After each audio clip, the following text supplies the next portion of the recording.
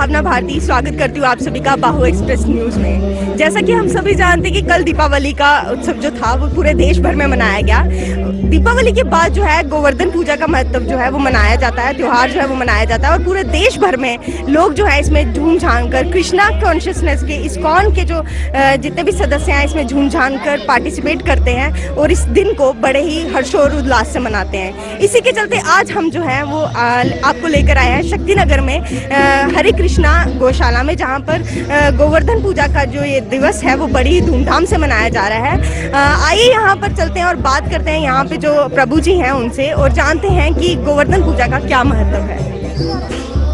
यहाँ पर हमारे साथ इस्कॉन के प्रभु जी जो हैं वो जुड़ चुके हैं, इनसे जानते हैं कि गोवर्धन पूजा का क्या महत्व है।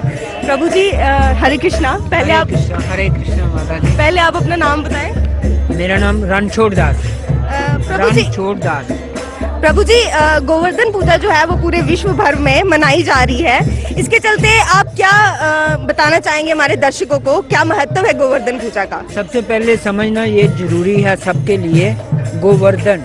गोवर्धन का मीनिंग क्या है, क्या मतलब है गोवर्धन का?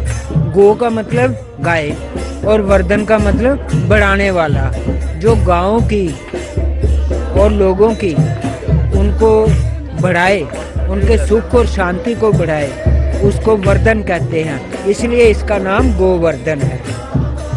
गोवर्धन पूजा क्यों मनाई जाती है, इसके बारे में जरा बताएं। गोवर्धन पूजा इसलिए मनाई जाती है क्योंकि भगवान श्री कृष्ण को गौ ब्राह्मण हिताय च, गौ और ब्राह्मण ये दोनों बहुत पसंद हैं भगवान को।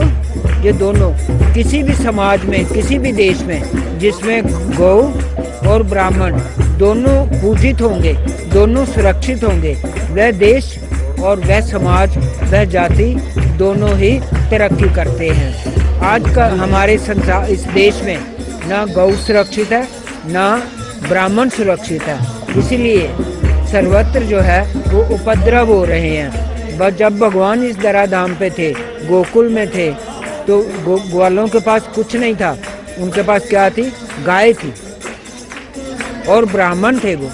तो गाय और ब्राह्मण से सबका जो है वो खुशहाली होती है। तो आज इस संसार में दोनों ही नहीं है, ना ब्राह्मण है ना गौ है, दोनों असुरक्षित हैं, सुरक्षित नहीं है, इसलिए लोग दुखी हो रहे हैं।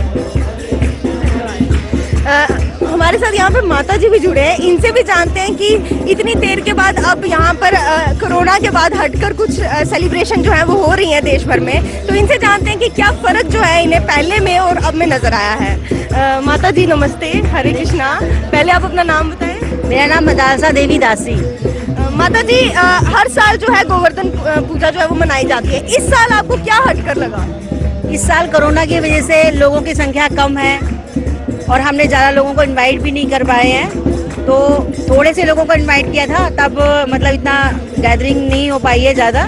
और जो गौशाला है उसमें मतलब प्रोग्रेस हो रही है, गौ माता की कृपा हो रही है, भगवान की भी कृपा हो रही है। आज बारिश का भी मौसम था लेकिन अभी तक बारिश नहीं हुई है, तो हरि की इच्छा है और हरि का सब कुछ चल रहा है, तो हरि की कृपा है, इसलिए गोवर्धन मनाया जाता है। तो हरे कृष्णा। हमारे साथ यहाँ पर जम्मू सिटी के मेयर जी भी जुड़े हैं, इनसे जानते हैं, ये भी यहाँ पर आए हुए हैं, इनसे जानते हैं इनका क्या एक्सपीरियंस रहा है इसमें। नमस्ते सर, आप यहाँ पर आए हैं, आपको कैसा फील हो रहा है यहाँ पर? ऐसे लग रहा है जैसे मैं मथुरा वृंदावन में घूम रहा हूँ, ऐसा लग रहा है गोकुल धाम में हूँ। और बहुत अच्छा स्थान है जहाँ गौ माता होती है, वहाँ स्वयं भगवान कृष्ण होते हैं और उनका फेरा होता है, इसलिए हम लोग बड़े भाग्यशाली हैं जो आज यहाँ आए हैं इस कार्यक्रम में और साक्षात भगवान कृष्ण के दर्शन हो रहे हैं। और यही अपील करता हुआ सबसे, सब जम्मू वासियों से कि ये जो हरे कृष्णा गौशाला शक्तिनगर में ये जो बनी है, जो बन रही है, आगे काम लगे हुए हैं, सबसे अपील करता हुआ कि सब अपना सहयोग दें और जब भी समय मिले यहाँ आए, गौ माता की पूजा करें और आशीर्वाद लें। और ये मंदिर बहुत अच्छे भगवान कृष्ण का मंदिर बन रहा है, सारा सिस्टम है सारा। और आने वाले मैंने यही जनता से अपील की है कि ये गौशाला अपने आप में एक स्मार्ट गौशाला बने, बढ़िया गौशाला बने।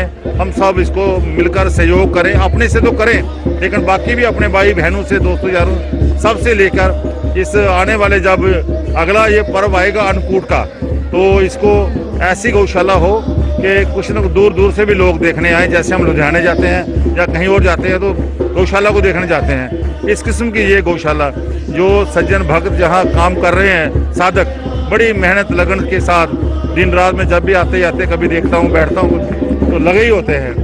इस तरह हमारे आज वाली साहब सुबह के लगे हैं 3:30 के, तो इनको ये नहीं पता कि मैंने कपड़े पहनने या नहीं पहनने, खाए नहीं, अपने आप को बिल्कुल समर्पण किया हुआ है। तो इसी तरह यही भगवान कृष्ण से प्रार्थना करता हुआ कि आने वाले दिनों में हम जिस तरह स्मार्ट सिटी बनाने जा रहे हैं जम्मू शहर को, हमारी सारी गौशालाएं भी स्मार्ट हों। और मुझे पूर्ण विश्वास है इस माता के चरणों में, गौ माता के चरणों में बैठ खड़े कि अगले साल तक ये गौशाला अपने आप में एक निराली और भविष्यशाली गौशाला होगी। तो जैसा कि इन्होंने आपको गौशाला का के बारे में बताया कि इसको किस तरह से हमें बढ़ाना है आगे, किस तरह से शक्तिनगर गौशाला को जो है वो बड़े से बड़ा बनाना है। और अगले साल यही उम्मीद जताई गई है कि अगले साल जो है ये सेलिब्रेशन बड़े पैगाम पे होगी, बड़ा लेवल का फंक्शन जो है यहाँ पर ऑर्गेनाइज होगा। और आप सभी भी यहाँ पर आएँ और यहाँ पर आकर जो भी कंट्रीब्यूट आते हैं आप इसमें आकर कंट्रीब्यूशन दें। इसी के साथ आप देख सकते हैं कि पीछे कितना अच्छा जो सेलिब्रेशन है यहाँ पर हो रहा है। गोपियों की तरह लड़कियाँ यहाँ पर डांस करती हुई नजर आ रही हैं। कैमरा पर्सन से रिक्वेस्ट करूंगी कि पीछे आपको दिखाएं थोड़ा सा।